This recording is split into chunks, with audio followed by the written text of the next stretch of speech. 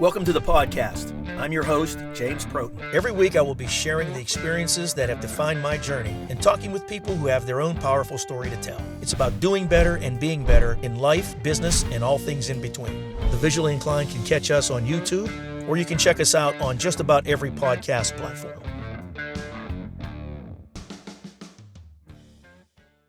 Good morning and welcome to the podcast. Our guest today is Katie Stern. Katie has a wonderful story to tell us, not only about her life and her professional career, but a very special story about a 501c3 that she and her husband created. And we're going to get into that for a minute. But first of all, Katie, welcome. Thank you for joining us. Thank you for having me. I'm excited to be here. I've been kind of on pins and needles for this for a while now. And I see you brought Toby with you. I did. The little fox. Yes. So yes. My first question was going to be, where did that come from? And I'm assuming this is it. Yeah, it is. When we were preparing for Toby's arrival before he was born, his nursery was all done in woodland themed. And when we looked back and we're looking at pictures that we had of him during that time, there was always a fox somewhere in the photos that we had with him. And so it was sort of just something that struck us as, okay, here's our piece of him. And we see that in the places that he was with us while he was here. And so we also wanted it to be something that people would be interested in figuring out, like, what it is that we do. Sure. And that was relatable. So it just fit. Yeah. That's very cool. So stepping back, so you and your husband, you lost Toby in 2016. Yes. To yes. SIDS, sudden infant death syndrome. Yep. And he was like, what, 12, 13, he something was like that? 12 weeks and 5 days old when he died. Wow. Yeah. And you had another child at the time. Lucas is our oldest, and he turned 10 days after Toby died. Oh my goodness. Mm-hmm. Yeah. How do you explain that type of, it's you get a toddler all excited to have a brother or sister, and then you bring that brother or sister home, get all excited, and then all of a sudden they're gone. How do you handle that conversation? What was that like? It was definitely an interesting one, and one I felt like Dan and I, my husband and I, have talked about this before.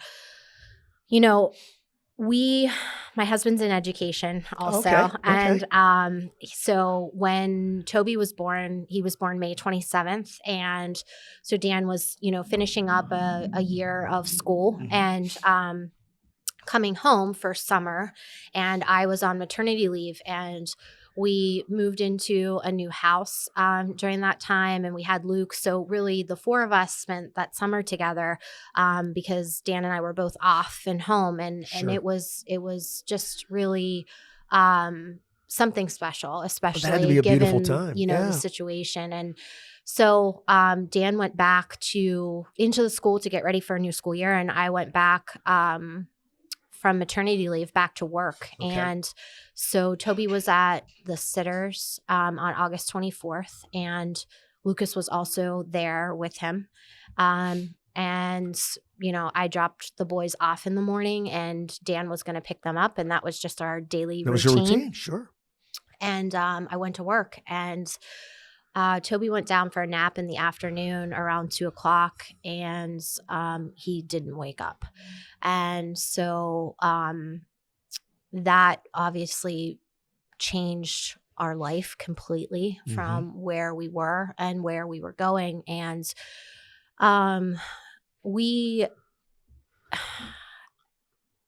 everyone has opinions on how to deal with death and what you should do and how it will help you. And for the most part, all of those opinions are in good faith, in giving them. They want to help you and they want to guide you through the toughest moment of your life. And when it came to Lucas, being the age that he was, a lot of people told us he won't remember.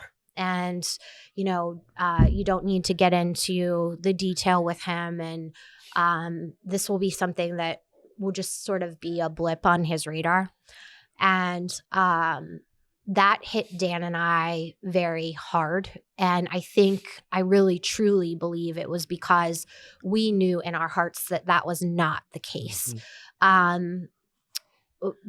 Luke is, and ever since he was, little and could start to walk and talk and things like that, even at that point with Toby, he's just a very intellectual kid. Like he got Sure. things, and Sure. you were kind of like, how do you understand that, or how are you comprehending that? And to think of the time that we had together as a family of 4 at that point, and then Toby just being gone, Right. we just were not, we weren't in agreement that we couldn't tell him. And so the morning after Toby died, we got up, and, Luke got up and wanted breakfast and just, normal routine.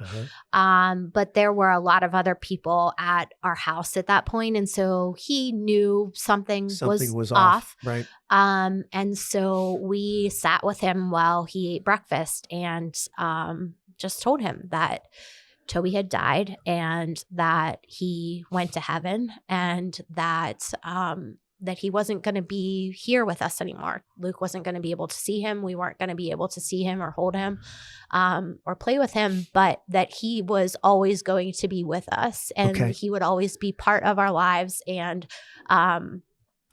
even though he wasn't here, he was always on our heart.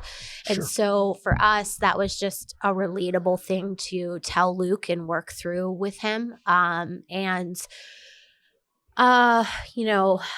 As Lucas has grown, he just turned 9 in September, and it's really remarkable to watch him and hear the stories that he tells about his relationship with Toby and who Toby is. And, I remember something that was a very vivid memory for me was not long after we had Zeke. I was out at the store with he and Zeke, and we were in the checkout line, and the cashier just making general conversation, looking at Zeke and looking at Luke and saying, "Oh, this is your little brother. Like, how do you like being a big brother?" And I just kind of paused, and it took my breath away, because it's always that sort of question of how many children do you have, and how do you answer that question, especially when you've gone through loss. And I sort of took a breath to answer her in the best way possible. And quicker than I could respond, Luke said, "Well, I'm already a big brother. Zeke has 2 older brothers, and he's the youngest, but our middle brother, Toby, is in heaven. And but he's always with us." And he just said it and just moved on. Wow. And it was just this is what it is. This is the reality of our life. It will always be this way.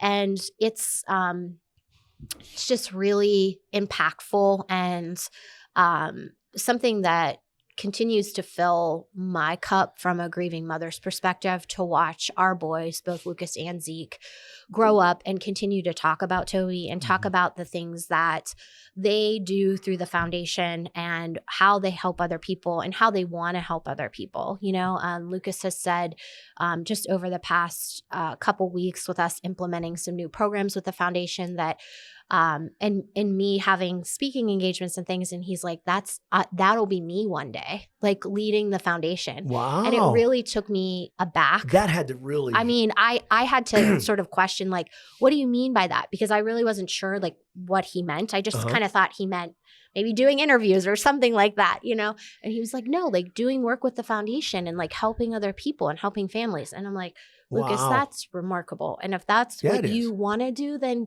yes, absolutely. That is, and we want that to be a choice for them, how they're involved and what they want to do. And if it's something that completely different than what we're doing from the mission of the foundation, but they see a need for something, we want them to be able to come to us and say, hey, let's do this, or what does this idea look like? And I feel like that's important, because this is such a huge part of their life, and something that has impacted them for eternity. Well, and kudos to you and your husband for, doing that and allowing Lucas to find his way. Do you know what I mean? Because, you could have overstructured him and overprotected him. And what it sounds like to me, and I'm a big believer in this, you and your husband were blessed with an old soul with Lucas. Oh, yes. And there are kids, I have a grandchild like that. She'll say things that catch me off guard, after having all these kids around and being, involved in all these things. How do you know that? Yeah. So that's a blessing in itself. And that's wonderful. Yeah. That is just wonderful. Thank you. God bless him. It's, it really is, just as a parent, rewarding to watch your kids grow, And that had to help you. Yes, it was, because for Dan and I, and we touched on this a little bit before we started, recording, but when Toby died, we didn't want to get up out of bed. We didn't want to make breakfast. We didn't want to empty the dishwasher, do clothes, and we were so fortunate to have friends and family who were there to support us and help us do those things that we didn't want to say, can you help me with this? Because I know for us, I don't want to ask for help. I just want to do it. But it's in those moments when you have people to help you and support you, that you really see things that you might have otherwise missed, So looking back on that, Lucas was absolutely our rock through that. We knew that we had an obligation to him to be parents and have as much of a normal lifestyle as we possibly could, and also to make sure that whatever emotion he was going through, that we were helping with that and supporting with that, because we as adults, when we have emotion, it's easy for people sometimes, most of the time around us, to kind of read what's going on or have an idea associated with it. Whereas kids express emotion in a much different way, and so it was figuring out how to be in tune with that and to help him through that period of time. But like I said, it was very quick for Luke to almost be an advocate for what we were trying to do. And that sounds so funny, at 2 years old. But I am telling you, and his teachers will tell you as he's gone through school, and people that, that have been around him, that he is very honest, very transparent, and he doesn't blink an eye when it comes to what is our story and why are we here and why are we doing the things that we're doing. Wow. Wow. That is, I'd love to have Lucas come on and talk to him. You'd have a great conversation with him. We actually have toyed around with the idea of doing a podcast with youngsters, and because there are kids out there who get it, who understand, who are those old souls. It's something we should definitely think about, because this young man in 9 years has had a remarkable journey already, but so tell us a little bit about SIDS. I know sudden infant death syndrome. There's no cause for it. It's something that occurs randomly. Can you tell us a little bit about that? Very much everything that you just said, associated with SIDS. A majority of SIDS deaths happen in the first 3 months of a baby's life, but they can happen up to 12 months of age. They can die from SIDS. And it is commonly now referred to sudden unexplained infant death syndrome, because there is no answer as to why these babies pass away. And so, in the US right now, that statistic is about 3,400 kids every single year still. Really? Yes. And that's the thing. See, I didn't expect a number like that. Right. I really didn't. Right. And, some look at it and think, okay, well, that's 3,400, prior to the Back to Sleep campaign in the 80s and 90s, that was much higher, that number. But, that's still that many families year over year over year, and many of them are, there really is no explanation. There can be extenuating circumstances associated with SIDS, such as suffocation. And that's why, when we talk about safe sleep, it's about the ABCs. So alone on their back, in their crib, or a safe sleep surface. And the biggest component of that is they're alone. They're not co-sleeping. Right. They should be in their own space. They can share their room, but they shouldn't share your bed. Okay. And that is really something that we continue to talk about when we talk about safe sleep practices, when we go in and have discussions with new or expecting parents, younger parents, grandparents, extended family, Sure. because a lot of this is making sure the crib is clear, the space is clear. And when you're putting baby down, it's just baby. And those are the things that we can do to really make sure that we are giving them the best possible chance, at survival. Right. And that's a scary conversation to have. And no parent wants to have Oh my goodness, yes. But the alternative to that is being in a situation as to what we're in right now. And, for Toby, there were absolutely no extenuating circumstances as to why he passed. He just didn't wake up. The sitter had actually checked on him about 10 minutes prior to that, and went to make him a bottle and came back and he was already gone. So that's how quickly that can happen.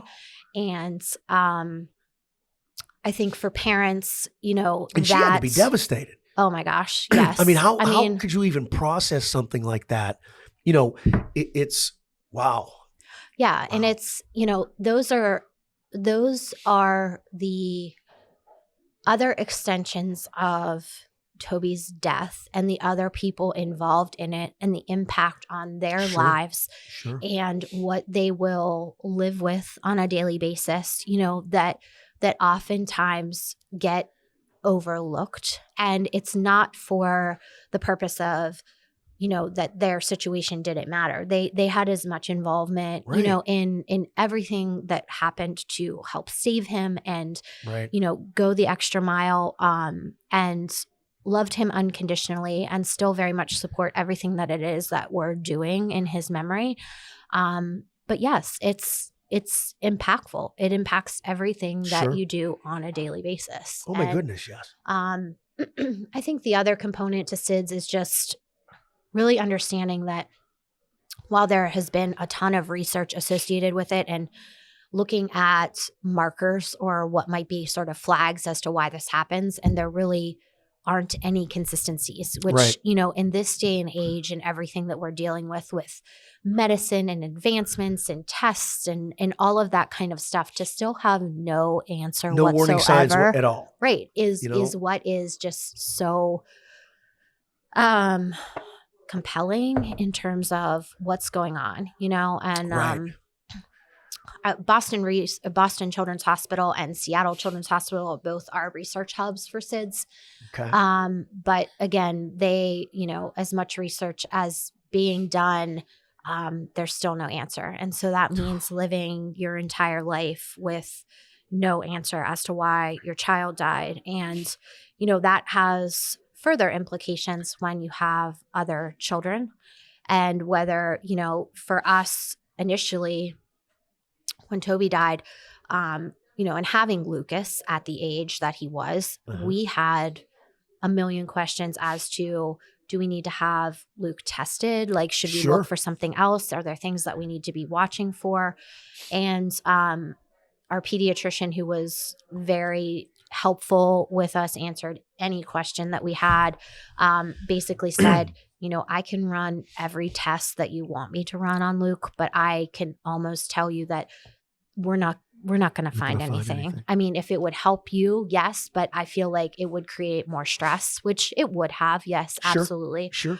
Would have caused more worry. Over him. Yeah.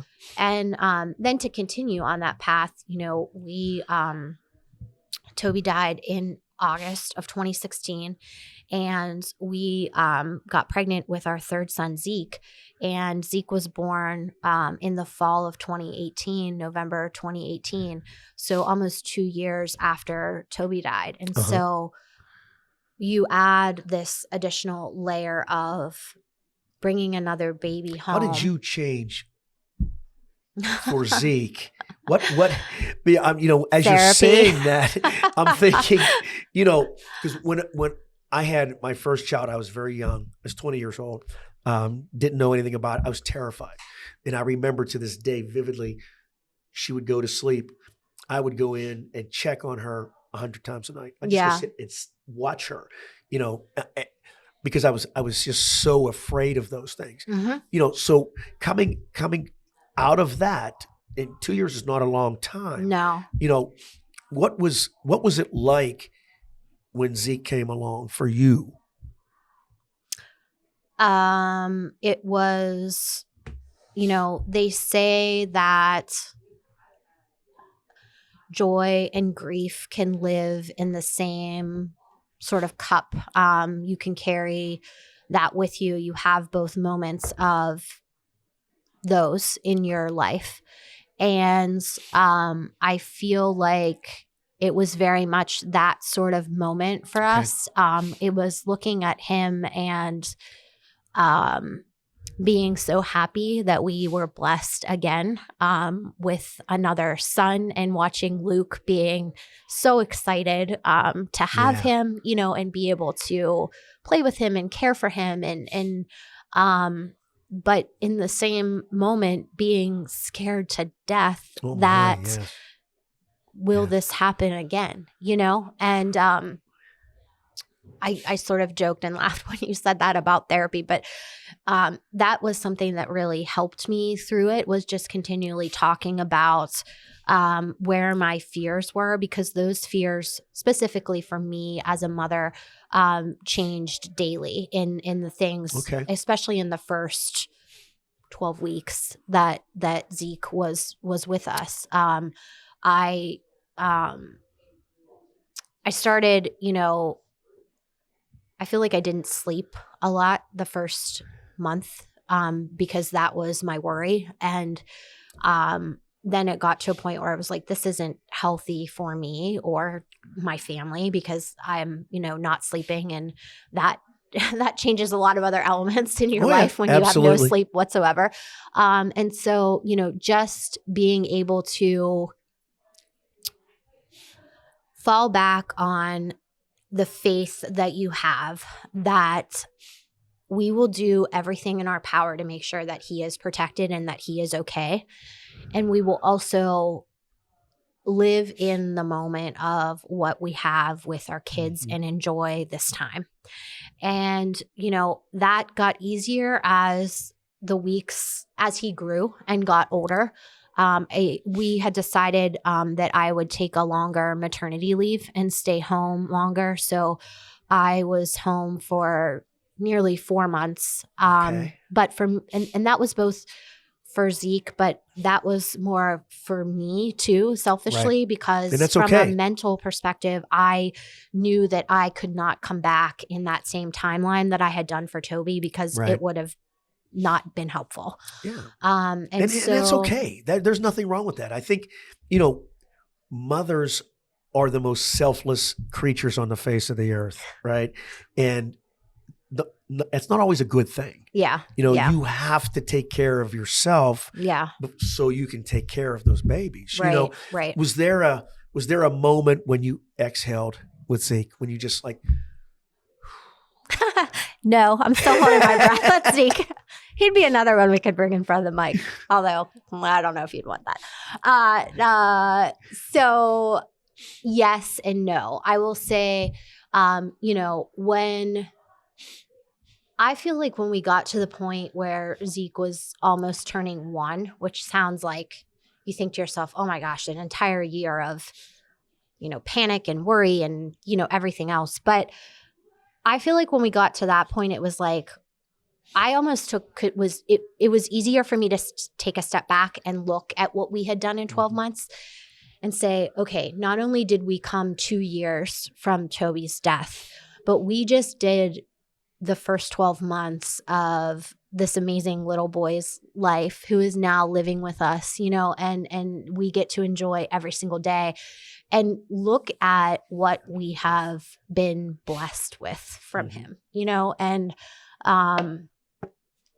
that comes with a lot of different emotion associated with it, because Right. again, you look at those moments and it's very hard to not think like, how would Toby react and where would he be in this mix and what would he be Yeah. like, and what would he and Luke be doing, with Zeke and things like that. But those are moments that don't ever go away. I mean, those Sure. are things that I go through and I know Dan goes through in everyday life now. I would think you guys don't want that to go away. No, you don't want it to go away, but it also carries just such heartache, and heavy. it's also It's heavy. Sure. it's also in moments where it may be unexpected, where you think, okay, you build this sort of shield of armor around yourself after you go through the death, a tragic death of anyone. Mhm. But for us with Toby and you want to be strong. You want to put on this face of, I'm going to smile and, I'm going to go out here and Sure. everyone's going to look at me. And people say a lot and you hear it within sort of the grief community as this sort of canned response of, I don't know how you do it, or you're so strong and you do that every day. But if you step back as a griever and look at that, you were also given no choice. You know what I mean? So Right. the choice is walk or don't walk. And in my opinion, in my perspective, for us, walking was the only thing that we could do because we knew that we had to go on for each other, for Dan and I, Sure. as individuals and as a married couple, and for Lucas, Right. and that was something that, we had to figure out on our own, which took a lot of time, and how to do that and how to support each other, but also grieve on our own because Sure. everyone grieves differently. And That's Dan and I absolutely true. grieved very differently than each other. We were both grieving our son, but it was very different. And that changed daily, And so it was sort of finding our groove into how do we do this and how do we do it some days not well, but still do it, and I Sure. feel like we're still learning and growing in that. And we will continue to be because I agree. our life changes and will continue to change as everyone grows and gets older, Sure. and situations change. And so I feel like that's just something to really remind people who are going through grief, is that every day can be different. And, the seasons that were harder seasons maybe last year might not be the same seasons that are so challenging this year. Okay. And that's where, for me, I like to talk about with other bereaved parents is that that's okay for that to change. And, Right. That's where you need to take that opportunity to sort of sit in that space and say, what do I need to do to walk through this? I'm not getting stuck. I'm not like back in that dark hole that I was first put in with no way out or no roadmap for that. But there's a way to do this while also being gentle with my heart. And so for me, that's just something that's really, really important because we're oftentimes, I think society, we're attuned to talk about grief in the least amount of words that we possibly can because it makes people so uncomfortable. Right. And so it truly does. For me, in a way of finding my voice after Toby's death, it wasn't so much about being vocal in terms of like saying, this is how I feel or this is what I need, because I really didn't feel like I knew that. And it changed so much. But I started writing. And so it started out as like a therapy piece for me of like writing down what was in my head, how I was feeling, how I was dealing with things, and not so much analyzing them, but just sort of getting them out of my head so I wasn't having this recurring kind of circle of what was going on. And as I started to write, I realized that the things that I was writing and how I was feeling, these were things that could help people, maybe even our family and friends, sort of support us in ways that we couldn't verbally tell them. And I know that seems kind of strange. Like, why can you write it, but you can't say it? But Not at all. writing is very different. And I've always, I'm the same way. I mean, my background is I that. get it. So like Well, yeah, from you're like a a journalist, right. writing perspective, like that just really, really helped me. And so I started to share what I was writing on social media. Okay. I started a blog.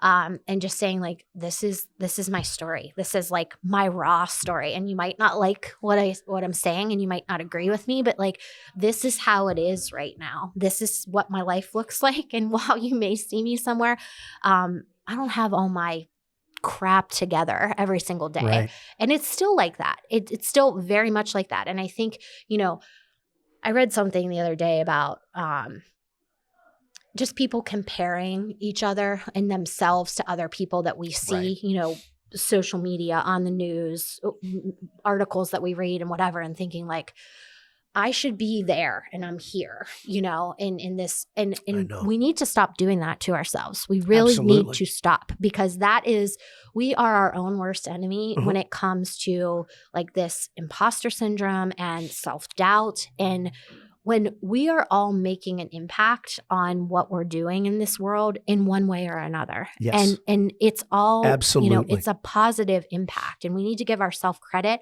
for the things that we do. And we also need to give ourselves credit if we wake up one day and we're like, I can't do this today. You have to give yourself some grace. Yes, I mean, absolutely. It's just something that I think people don't do enough of. And if we did, and we stopped and reflected on what we gained from that pause, I think we would see that there's a lot more good than we realize. Absolutely. I've always been one, and I learned this the hard way, but I believe that you have to feel everything, right? Joy, grief, all of it. So to your point, I do believe, and I understand that joy and grief can live in the same cup. I get that. And when something breaks you, okay, whatever it is, and obviously this is probably the thing that most people fear, okay? Anybody that's a parent, this is their greatest fear.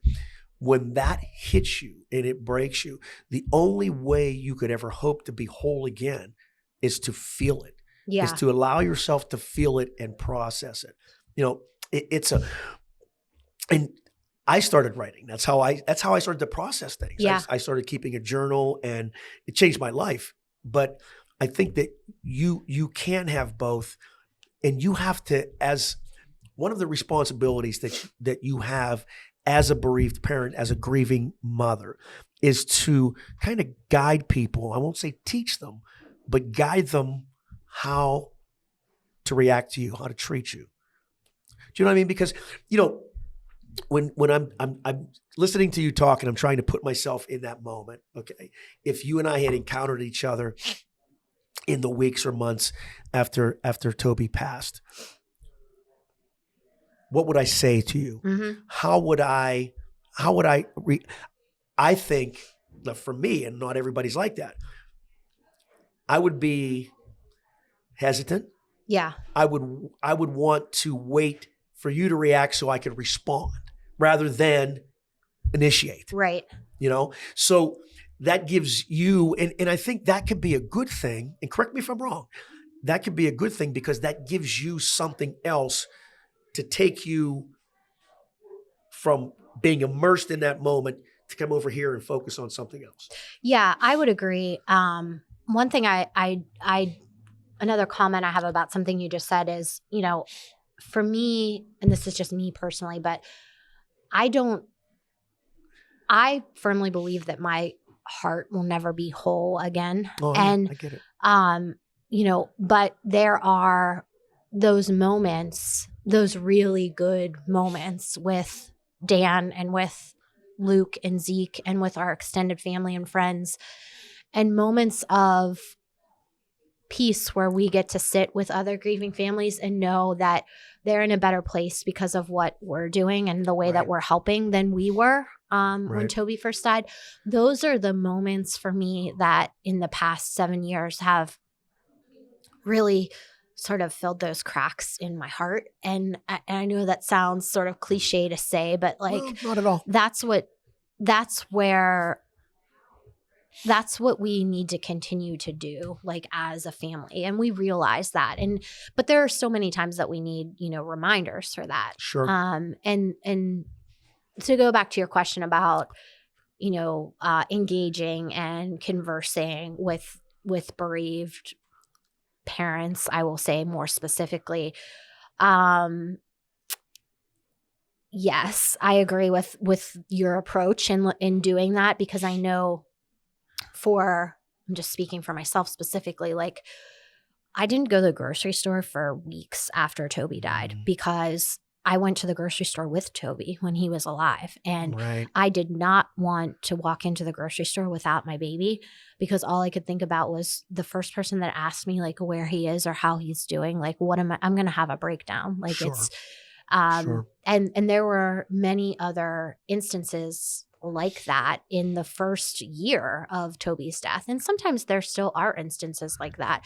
But I feel like, those first, in terms of going back to work, walking into a meeting, walking into a networking event or a luncheon, and just standing there and watching people watch you, but like walk away from you because they don't want to talk to you. Oh, jeez.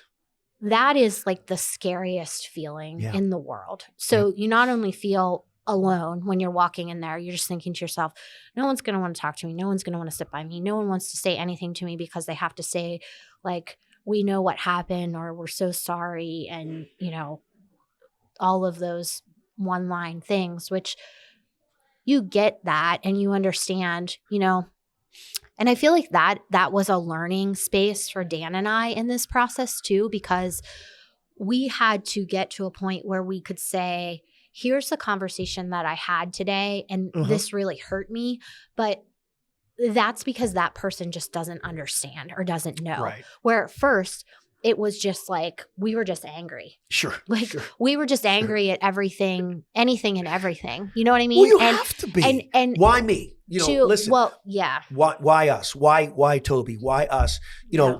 And I have a very strong faith and belief in God, but that would be my first question. You have some explaining to do. Oh, he knows that. We had this. You gave me this perfect, beautiful, idyllic situation, this life, and then just like that, you snatched it out from under me. So what did I do? Why? Yeah. And it's every parent must go through that. But I want to ask you about you have a project that's going on with the foundation, the grief retreat. Yeah. And I want to talk to you about that because that is very important. And I wanted to tell us about that, and then let's talk about how we can help that. Tell us about the grief retreat. So a couple years ago, I would say probably 4 at this point, while I was researching other nonprofits and things within the grief community, from a resources perspective, I came across a grief retreat center called Faith Lodge, and they're in Wisconsin area. And I was like, this is really interesting. And I started looking at their site, and this place is phenomenal. They've been doing this for a dozen or so years, and their board is just impeccable. I mean, people from all over the country, and looking at them, and I was thinking to myself, like, this is such a interesting concept to me, like to offer these services to families and give them a place to go and sort of work through things, not provide them answers to how to heal or that you're going to walk away and everything's going to be better when you leave for the weekend. Right. But just the concept around providing community within the space with other families that are going through similar loss, no matter what point of the timeline you are on, from that loss to where you are today. And so Dan and I went there. We went to Faith Lodge and participated in a program, a weekend program. And we came back, and I was just like, there's something here about this. There's something that is just in my heart and in my gut telling me that this is something, like there's something else. So kept going down that path and sort of just continuing to research what other places are there across the country, who else offers this, and started talking to different organizations, both healthcare organizations in terms of, have you seen anything like this before? Do you think this would be good for the grief community and all of that? And so we spent the last 18 months really drilling into that research and having these conversations. And we just concluded that this is where the void is. And this is where we can make an impact and really kind of put our stamp on who we are as a resource within the grief community. So we, live in this beautiful region of the United States in Western Pennsylvania. It's amazing. And it has so much to offer anyone that lives here. And when we have looked at other places in the U.S. and to kind of add to the research associated with why this makes the most sense, we built a map on our website in our resource hub that shows where other grief retreat centers are located across the U.S. Okay. And there's only 12 grief retreat centers in the U.S. In the entire country? In the entire country. Wow. And so it's another number that I expected to be higher. Right. Well, when you just look at the component of SIDS families, right, not anything else, and that number, year over year over year, and you think of, we're still at over 3,000 yeah, of these deaths a year, but we only have 12 of these centers. So, wow, those numbers don't correlate. No. And for, in speaking with some of these other grief retreat centers, and the owners, a lot of them have founded these places and created these places because of similar situations as to where we are. They've lost their children for whatever reason, and they're not here with us any longer, and they find that void. And so, they offer these weekend-long retreats, but they can only accommodate so many people or families, right. And so as soon as they release their program schedule, they're filled and there's wait lists. And that's where I feel like others can be a great resource to families, because when you find something that could potentially help you, especially when you're in the darkest places of your life, right, you want that so badly. You want that thing that could give you hope. And for us, exactly where I was going. Sure. That's where we are. And we want to be a place where hope is founded for these families. And so we announced in May our intentions to build a grief retreat center here in Western Pennsylvania. I saw that. Okay. And so it's an ambitious goal. It is. It's ambitious. It's scary. It is a heck of a lot of work. But I know that, and I can feel it every time I have a conversation about what we're trying to do and the impact that this could have, not only for families that are right here, but families across the country. Yep.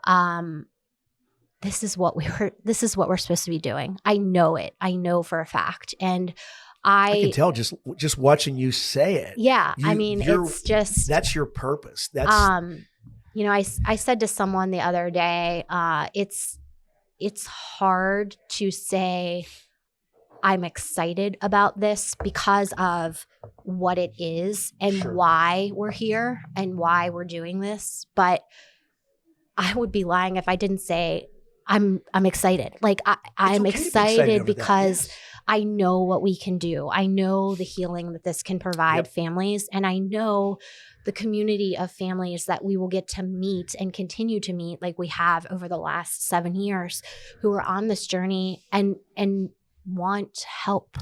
Yeah. So as we start to wrap up, I'm going to give you a little bit of your Laurel Highlands grad, which is you're from down in my neck of the woods. I am. So go Mustangs. Throw a name out there. Mustangs. See, that's good. How about Will the Thrill Robinson? You ever heard that name? I have. Yes. Do you know who that is? Why don't you enlighten me on his? basketball. Oh, yes. Best basketball players that ever come out of this part of the. When I was a kid, my dad was a basketball coach, and Shawry had a Christmas tournament every year, and I have a Polaroid. I was probably 8 years old. Laurel Highlands won. Will Robinson scored 50 points. I have a picture of him holding the MVP trophy with me when I was a kid. To this day, wow. yeah, Will Robinson. So, well, you did good. You knew who it was. We do this with all of our guests. The foundational principles of our podcast, of our blog, everything we do are live, love, learn, pray, and inspire. Okay? 5 pillars. Throughout my life, especially when I was a kid growing up and screwing up and doing dumb things, my father would always preach that to me. He said, if you try to do these 5 things every day, you're going to have a pretty good day. Yeah. Right? Focus on those 5 things. So we like to ask our guests, what one of those things resonates with you, jumps out at you, and give us just a snippet of why.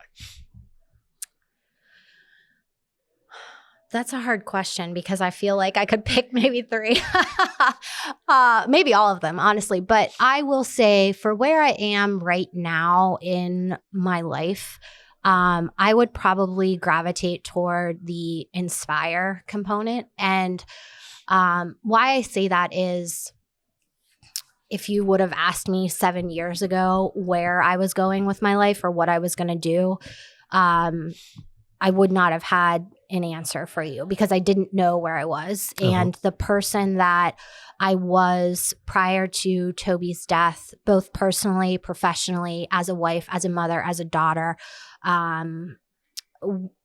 is very, very different than who I am today. And that's taken a lot of work to get there.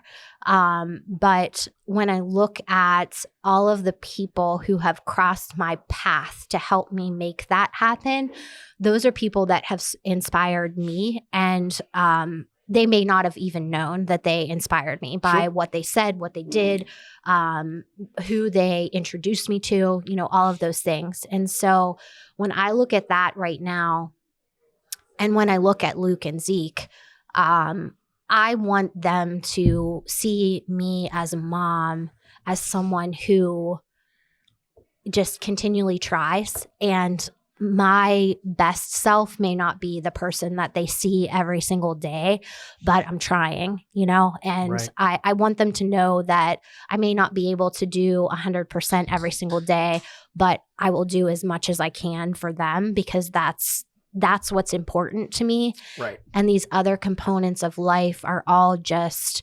opportunities to help other people in the best way that I can. And so for me, that's probably the one that would connect most to me where I am right now. That's awesome. That is awesome. Well, listen, I want to tell you, when I was very excited to do this show, but I was also very apprehensive. I was kind of on pins and needles. I didn't know. I'm not a professional interviewer, right? So you do a pretty good job, though. I didn't. Well, thank you, but I didn't know if I had to walk on eggshells or what. And then you came in with Toby's picture, and I'm like, oh man, what am I going to do? I don't know. I don't know what to do. But you, my dear, are an amazingly strong human being. Thank you. And you are impactful in that. Just in this conversation, we've been talking for about an hour. I felt you. I felt this. And so what you just said about inspiring, the most inspirational people don't do it intentionally. They go about their business of living their life authentically and to the best of their ability. They don't hit it out of the park every time. You're one of those people. Oh, thank you. And I really appreciate that.